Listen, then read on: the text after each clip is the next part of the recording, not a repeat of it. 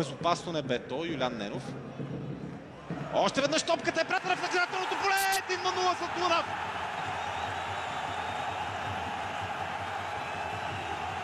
Страхотно изпълнение на Васко Шопов, който преди малко показа, че може да бъде много опасен във въздуха. Сега обаче безсмъртоносен за ЦСКА.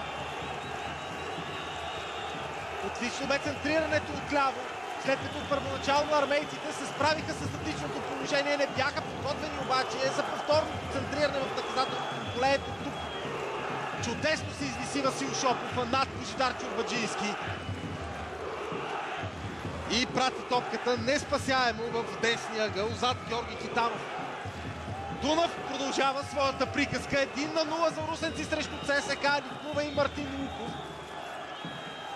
Половин час след началото на двубоя Дунав нанася първия удар. Какъв ще бъде отговорът на армейците? Арсенио Нунеш към Десподов. Няма засада тук. Шанс веднага резултатът да бъде изравнен. Невероятен пропуск на Густаво Кума. Изумителен пропуск наистина. Още един шанс за ЦСКА. Давид Шимао пада на границата на наказателното поле. Няма нарушение. Контратака за Дунав. Шанс за второ попадение за русенци. Числен превес в половината на ЦСКА. Това е Антон Огнянов. Изстрел на Антон Огнянов! 2-0 за Дунав. Невероятен развой тук в Разград. Фантастично изпълнение на Антон Огнянов. Трето попадение за Антон Огнянов от началото на сезона. Това обаче питайте го след мача ще каже, че е най-скъпото му до тук. Домакинските привърженици са в екстаз. Дунав води на ЦСКА вече с 2-0.